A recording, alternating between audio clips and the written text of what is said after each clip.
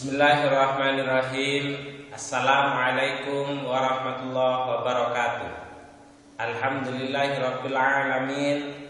Nahmaduhu wa nasta'inuhu wa nastaghfiruhu wa na'udzu bika min syururi anfusina wa min sayyiati a'malina. May yahdihillahu fala mudilla lahu wa may yudlil fala hadiyalah. Rabbi shrah li sadri wa yassir li amri wahlul 'uqdatam min lisani yafqahu qawli. Allahumma shalli ala sayyidina wa habibina wa syafi'ina Muhammadin sallallahu alaihi wasallam wa ala alihi wa sahbihi wa tabi'in wa tabi'it tabi'in wa man tabi'ahum bi ihsanin ila yaumiddin. Amma ba'du. Alhamdulillah ma'asyiral muslimin wa zumratal mu'minin. Hadirin pemirsa dimanapun Anda berada, segala puji patut kita haturkan kehadirat Allah subhanahu wa ta'ala yang atas karunia-Nya kita bisa berkumpul bermuajahah tidak lain adalah dalam proses melakukan salah satu kewajiban kita, yaitu thalabul ilmi. Semoga kita senantiasa diberikan hidayah oleh Allah, senantiasa diberikan kekuatan dan tambahan tebalnya takwa dan keimanan. Amin Allahumma amin. Salat serta salam semoga tetap tercurahkan kehadirat junjungan kita Nabi besar Muhammad sallallahu alaihi wasallam, para sahabat, keluarga para sahabat, tabi'in, tabi'ut tabi'in, wa man tabi'ahum bi ihsanin ila yaumiddin. Ma'asyiral muslimin wa zumratal mu'minin, hadirin pemirsa dimanapun Anda berada. Pada pertemuan kali ini kita akan melanjutkan kembali lanjutan dari maqalah yang pertama dari bab ats-tsulati, dari bab yang isinya wasiat itu 33. Kalau dari 3 wasiat yang akan diungkapkan, yang pertama kali kita ungkapkan, yang pertama kali kita bahas itu adalah larangan berkeluh kesah akan sulitnya kehidupan. Maka lanjutan yang kedua adalah menjelaskan tentang larangan kita di pagi hari memikirkan urusan duniawi.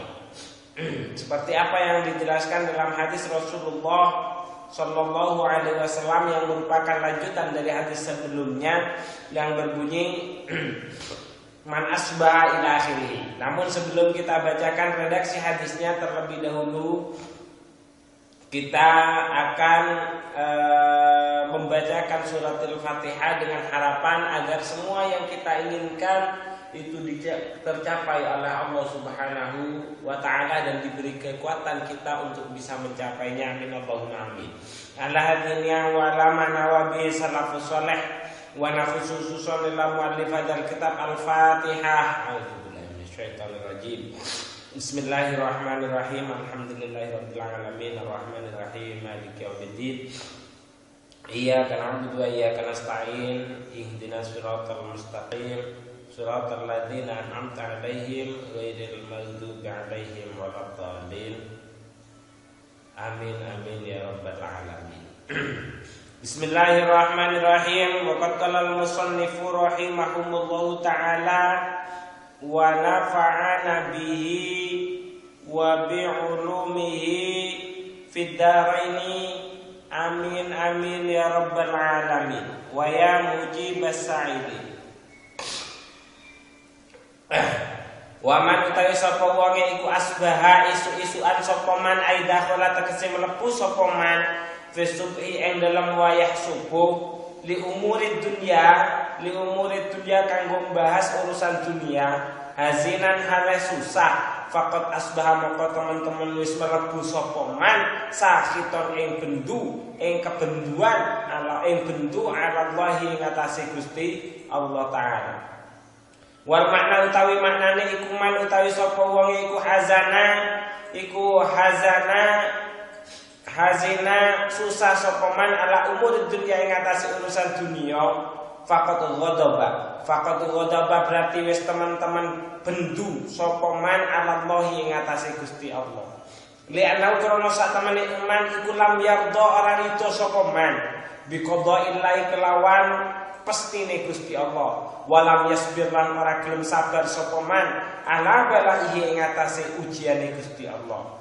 Walam yu'min lan iso diomongno sapa man iku wong ora iman. Walam yu'min lan ora iman sapa man biqadri kelawan qadare Gusti Allah. Li'anna kullama krono sak temene saben-saben perkara waqa'a kang wis tumibo apa ma fid dunya ing dalam dunya iku fahuwa mongko utawi ma iku biqada illahi tetep kelawan qadae Gusti Allah taala hale maha luhur sinten Allah wa qadrihi lan qadare Gusti Allah utawa kekuasaane Gusti Allah. Yang kedua yang diperingatkan oleh Allah lewat lisan Rasulullah. Kalau yang pertama Rasulullah melarang kepada kita untuk berkeluh kesah akan sulitnya kehidupan mulai dari pagi hari. Karena seolah-olah itu sama seperti kita sedang mengeluh kepada Allah. Kemudian yang kedua yang dilarang oleh Rasulullah dari hadis ini adalah waman asbali umuri dunya hazinan faqad asbaha safitan 'ala Allah. Yang artinya adalah barang siapa yang pada pagi hari ia sudah merasa susah akan urusan dunia, maka berarti dia sudah membenci kepada Allah.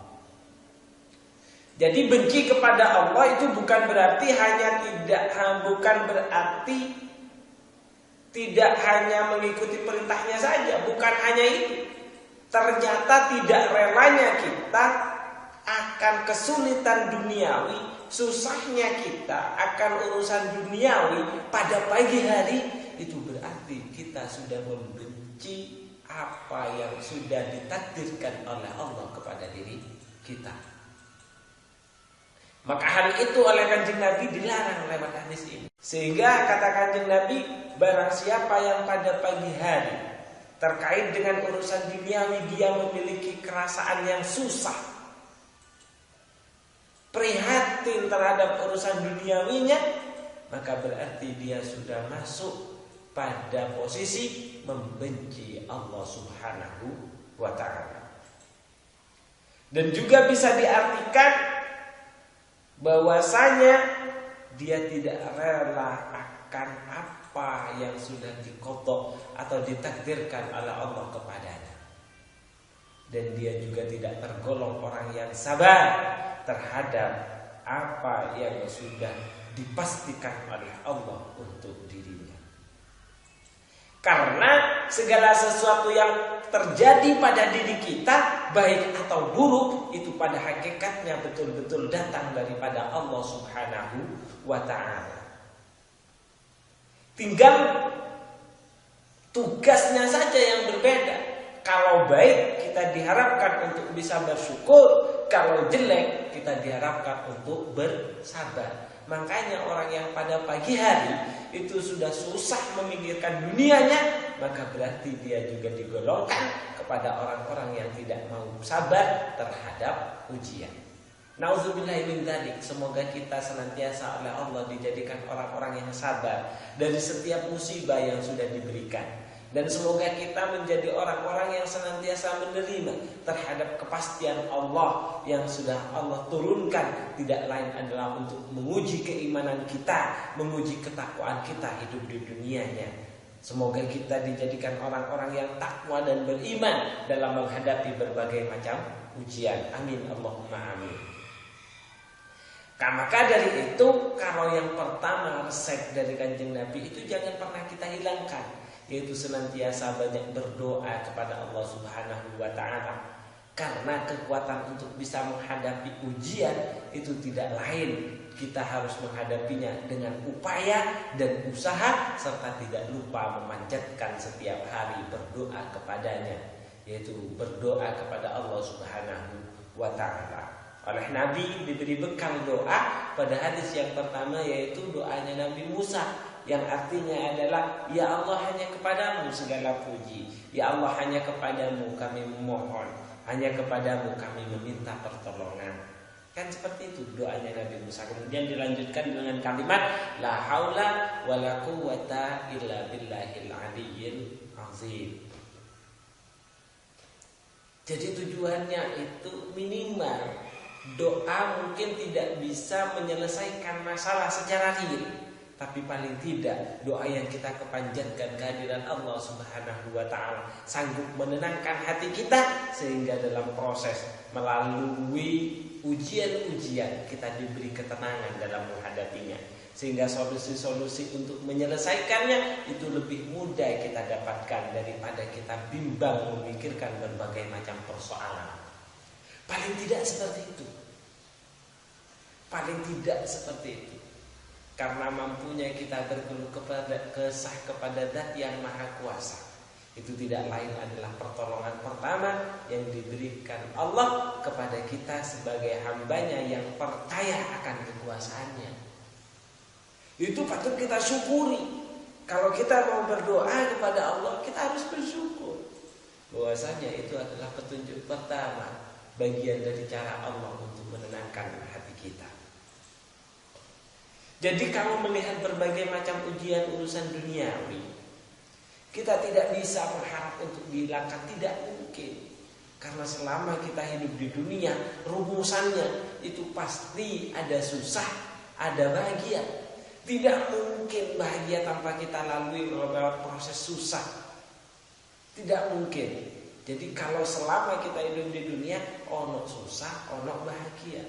Karena kalau bahagia terus itu surga namanya. Kalau susah terus itu namanya neraka. Selama kita hidup di dunia itu harus melalui proses susah dan bahagia. Susah bahagia, susah bahagia, susah bahagia, susah bahagia. Seperti itu terus. Seperti itu terus. Makanya usaha doa itu harus kita datangkan.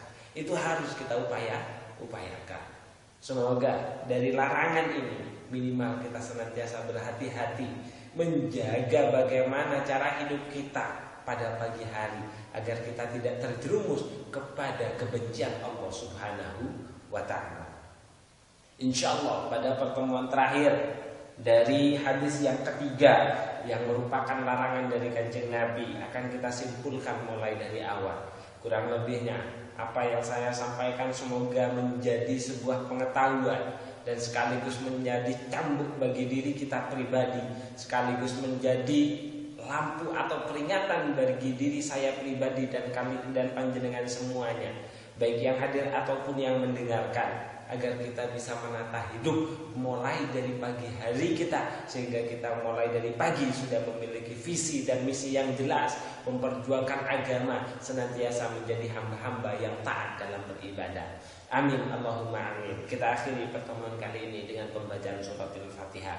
Ala hadiniyah wa ala manawabi salafus salih Al-Fatihah. A'udzubillahi minasyaitonir rajim.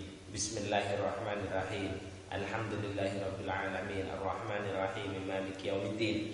Iyyaka na'budu wa iyyaka nasta'in. Ihdinas siratal mustaqim. Siratal ladzina an'amta 'alaihim ghairil maghdubi 'alaihim waladdallin. Amin amin ya rabbal alamin. Subhanakallahumma wa bihamdika asyhadu an la ilaha illa anta astaghfiruka wa atubu ilaik. Assalamualaikum warahmatullahi wabarakatuh.